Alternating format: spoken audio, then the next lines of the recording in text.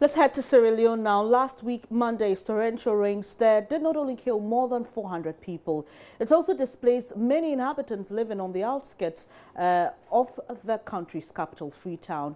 The unending hours of rain saw some concrete structures and shacks made of corrugated roofing sheets, popularly called panburi in Sierra Leone, all washed down into the ocean.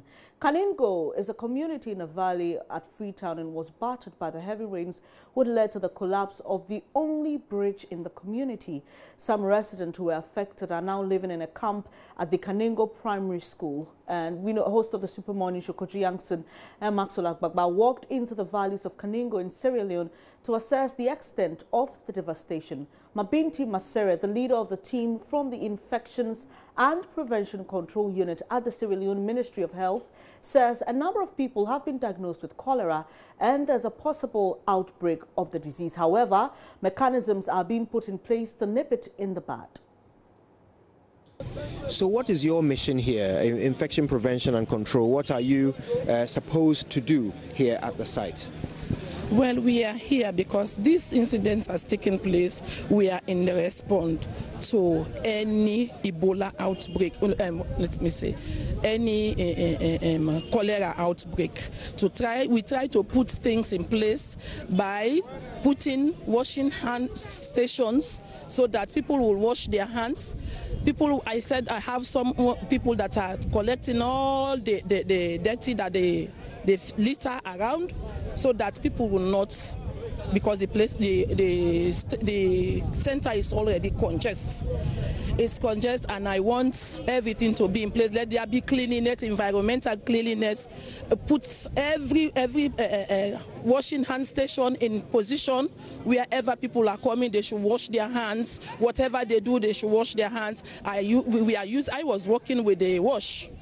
They were using the mic, sensitizing the people so that they will know what to do, because the place is congested and we are expecting cholera outbreak because of the congestion of the center. There were 3 centers, but the one center has already been vacated, so we've taken them here. So we are doing our best. Do you have everything you need, the equipment, protective clothing, and all the things that you need to help prevent disease spreading? Yeah, we've got everything. We have everything. It's only some challenges that we have, like these gumboots. They have not supplied us yet, but they promise to supply us tomorrow. We have all that we need for now. We have been supplied since Tuesday.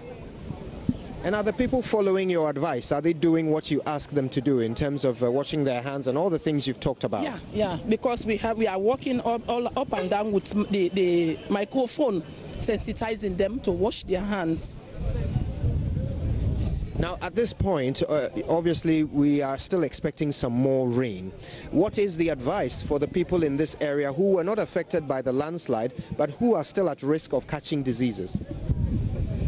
We tell them to go home, because this place is not for them. It's just for those that have been affected, not for those that are not affected, because the number of people that you see here are not affected. Many of them are not affected.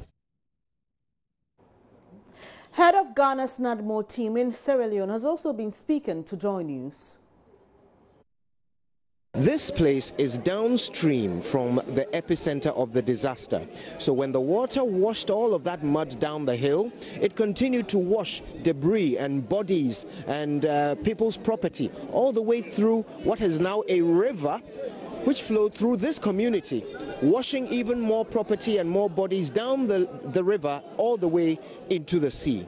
We've come here to see the extent of the devastation, and we have bumped into the Director General of Ghana's NADMO, Nana Ajiman Prempeh. He's been here for a week now since the disaster struck, helping out the people of Sierra Leone to cope and recover from the tragedy of last week, Monday. Let's find out from him what has happened since he got here. Nana, good morning and thank you for speaking to us. Yeah, good morning. and greetings to my fellow Ghanaians. We've been here for almost a week now, and as you are all aware, the government of Ghana decided to support our neighboring country, our sisters and brothers and sisters, Sierra Leone, with relief items, among other things. So we were here, we came here, the Vice President, Dr. Mahmoud Baumia, was here. We did the donation all right, but we realized we need to give them technical support. They did the appeal to us to help them with technical support because they don't have what we have in Ghana, like NADMO. You know, Sierra Leone has come out of war and Ebola, and they are now putting things together. Even their national security system, it was Ghana government that helped them put up the structures and others, so they appeal to us to help them. And we are here. We've been helping them with a lot of things, be it search and rescue, proper reconstruction, among other things.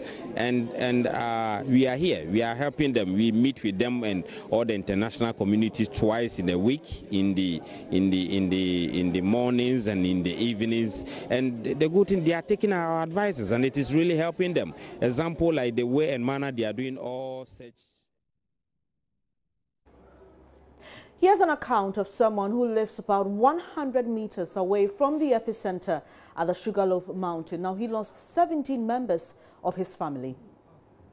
We're coming to you from Sierra Leone, from Freetown, from Sugarloaf Mountain, where 400 lives so far, at least, have been lost to a landslide whose repercussions are still reverberating across the nation. Today, we're able to speak to one of the survivors. This is Jibril Mansari. Jibril's house is literally meters from the stream of mud that killed many on that fateful Monday morning. Jibril will tell us more. Jibril, that morning, then were you awake when it happened? Well, I'm not awake. I was sleeping in the morning. I hear a sound rumbling in the sky like a big warplane. But I think that it was whether a Russian warplane or American warplane, which is the biggest plane in the air. Okay, so I was asleep. So rain was coming. Plenty rain is coming. So my brother come and wake me up. He says, Jibril, are you sleeping? Come outside, come and see. Come and see water. Come and see water. I said, hey, my friend, this is August.